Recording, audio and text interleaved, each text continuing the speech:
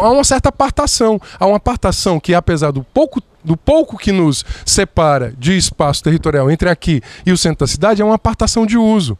Né? Você não tem uma infraestrutura viária que, inclusive, nos aproxime. E aqui eu finalizo dizendo isso. Olha só. Qual é o nosso ícone fundamental? Ele está aqui do lado. É o que dá nome à cidade. Não é? Não é Fortaleza? Que ainda é uma unidade militar. Não é?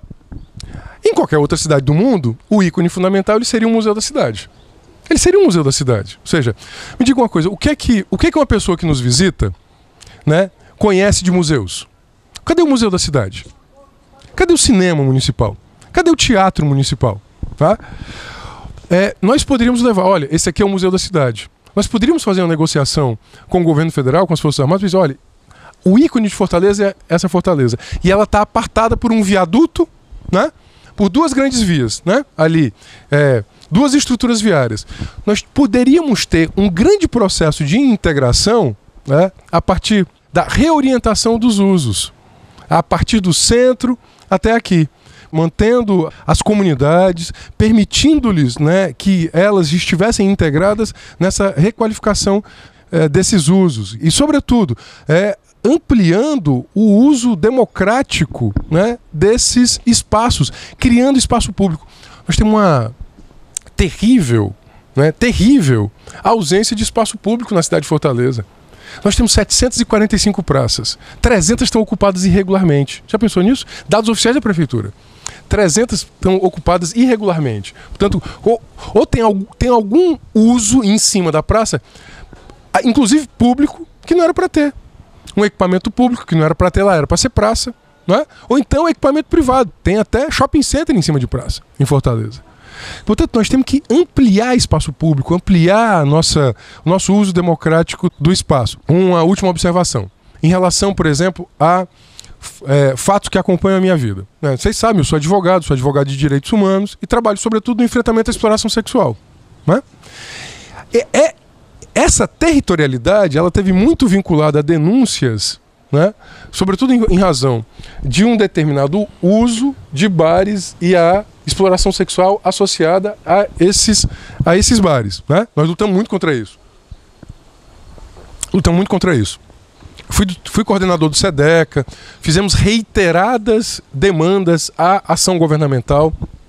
Fui do Conselho Nacional dos Direitos da Criança, fiz reiteradas demandas, né? Participei, fui secretário executivo, fui durante anos, né, secretário executivo do Fórum Cearense de Enfrentamento à Violência Sexual contra Criança e Adolescente, e havia uma territorialidade dessa exploração sexual, que envolvia, né, um pedaço, não só, um pedaço da nossa aula. Deixa eu fazer uma observação dentro da observação. Muito se falava que a exploração sexual era só turista, era só do turismo. Isso não é verdade. O morador local ele também explora. Mas nesse circuito aqui havia, né, obviamente, as denúncias diziam isso, havia uma exploração sexual muito associada ao turista.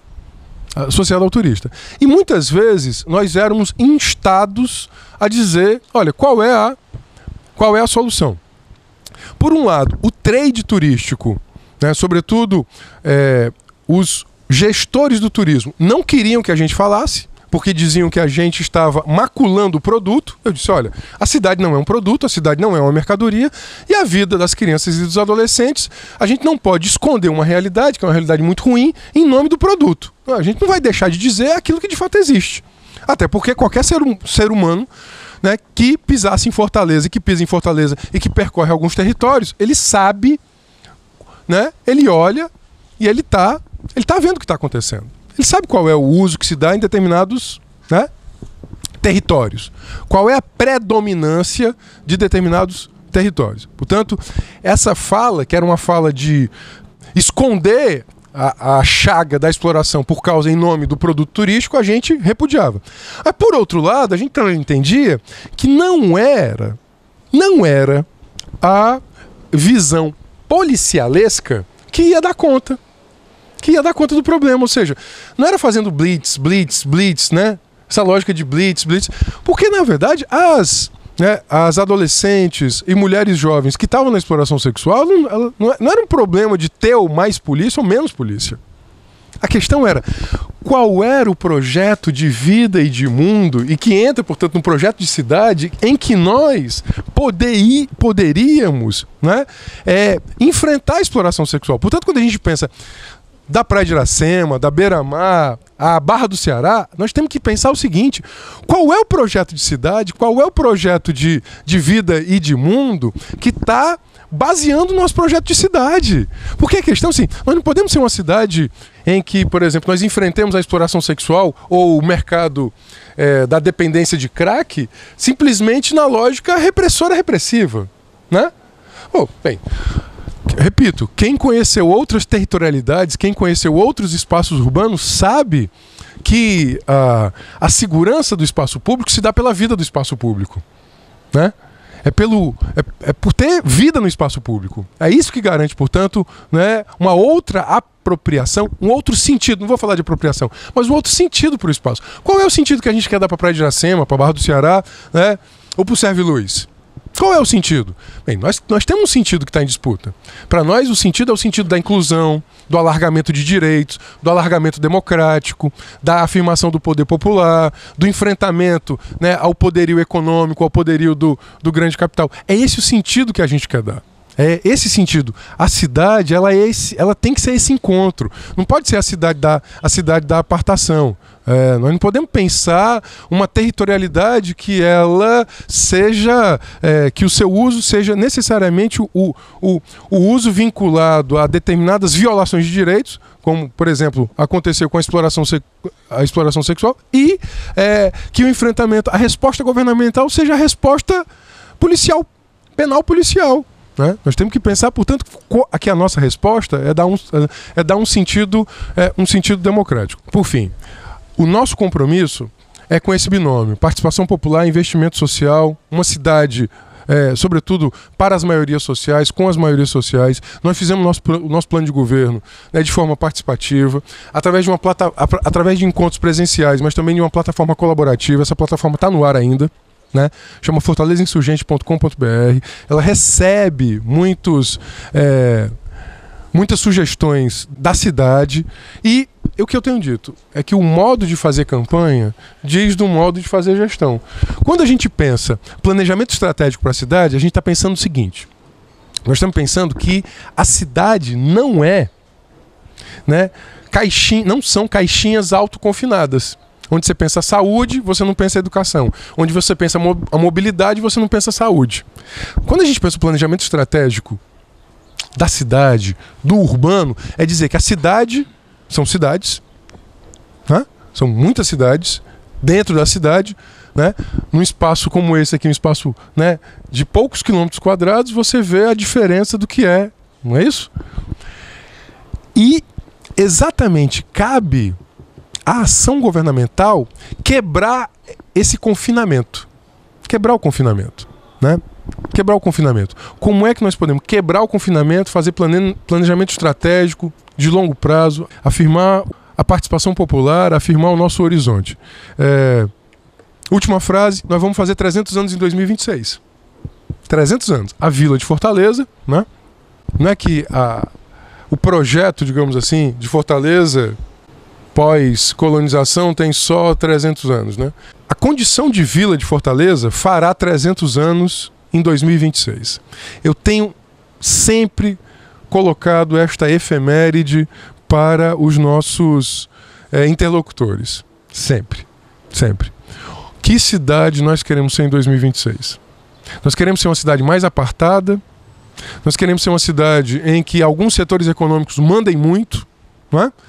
Nós queremos ser uma cidade, ou nós queremos ser uma cidade com mais unidade de conservação, em que as dunas do Cocó estejam preservadas, em que a Barra do Ceará ela possa ser de fato uma área de proteção ambiental, em que o Poço da Draga, o Serviluz, as Ex do Bom Jardim sejam locais de moradia e dignidade, em que os netos aqui da Ivoneide possam crescer, né, sentindo, né, a brisa tocando no rosto e correndo alegremente pela rua, em que a escola seja de boa qualidade, em que o posto de saúde seja representação da dignidade humana e não representação da violação. Porque hoje você chegar num posto de saúde é a representação da ausência de dignidade humana. Eu estava no Serviluz, há poucas semanas atrás, estava faltando albendazol, remédio para verme.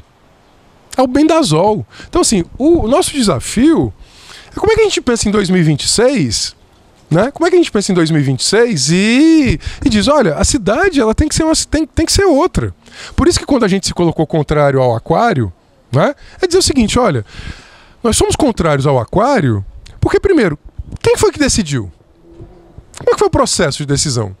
Nós estamos ampliando o endividamento público, né? E nós queremos falar sobre isso. Nós queremos falar. Nós temos, obviamente, queremos um projeto para a cidade, um projeto para essa região que dialogue com a cidade e dialogue com os moradores da cidade. Dialogue com os moradores da cidade. Por exemplo, é razoável a gente contrair 300 milhões praticamente de dívidas, 250 milhões no primeiro empréstimo, mas obviamente mais dívida vem por aí, né, em razão de um projeto em que inclusive o poder público municipal até hoje não disse claramente, né, como ele se relaciona com esse projeto. Quando nós nos colocamos contrários ao aquário, foi pelo processo, o processo em si, ou seja, como é que, quem foi, em nosso nome, o poder público age. Só que o poder público não tem um cheque em branco para agir indistintamente em nosso nome. Representação não quer dizer silêncio do representado. O representante ele não tem carta branca para fazer qualquer coisa. Portanto, o governador eleito ele não tem carta branca indistintamente para passar por sobre mecanismos de participação de planejamento urbano e inclusive sobre o poder público municipal, que até hoje, inclusive, não disse claramente qual é a sua posição sobre o aquário, né? Os nossos trabalhadores aqui, que estão nesse momento registrando essa entrevista, será que eles são favoráveis a, por exemplo, contrair 250 milhões de dívidas? A pessoa que está nos vendo aí em casa, ela acha razoável que um determinado equipamento ele seja, né, construído numa região que é uma região super delicada da cidade, muito delicada da cidade, né, que requer todo o nosso afeto, nosso carinho, né? Por isso mesmo é tão importante valorizar todas as vozes, né? Valorizar as vozes dos sujeitos que estão aqui há séculos, né? Pelo menos, né? Portanto, será que quem está nos vendo em casa concordaria com essa ação, uma ação vertical, de cima para baixo, e que ela é exclusivamente legitimada em razão de um determinado segmento econômico, de uma determinada atividade econômica que é o turismo? Será que é razoável que a cidade, ela numa região que é muito delicada para si, que é a Praia de Iracema, será que é razoável? Razoável isso? Eu não concordo. Eu não acho razoável. Eu não acho razoável o endividamento ser feito desse jeito, que uma grande obra numa região delicada como essa tenha sido feita sem um processo amplo de diálogo entre nós, né? Que o poder público municipal ele sequer tenha sido consultado, pelo que nós soubemos aí pelos jornais, porque até hoje também nós não sabemos.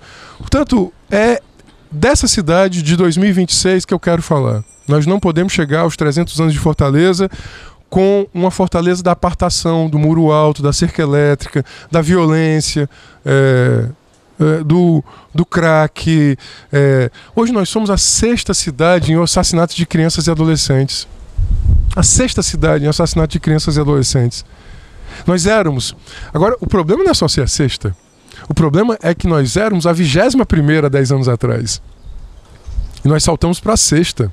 Então, se tem em Fortalezense um desafio para o futuro, é o desafio da distribuição da riqueza, do saber, do poder, a efetivação da dignidade, da preservação dos direitos humanos, do meio ambiente natural, do ambiente construído, do nosso patrimônio. Nós temos que chegar em 2026 como uma cidade mais igualitária e não uma cidade mais desigual. Nós não podemos continuar sendo uma cidade em que múltiplas cidades elas não dialogam e elas entram em conflito. Nós temos que ser, de fato, uma cidade do encontro, uma cidade em que o outro não seja uma ameaça, mas seja uma possibilidade de encontro. Portanto, é isso que nós não podemos ser uma cidade do medo que nós somos hoje, uma cidade da apartação, em que determinados segmentos, determinados usos econômicos vão se apropriando e vão privatizando a cidade. É exatamente contra a privatização da cidade que nós estabelecemos a linha mestra da nossa candidatura.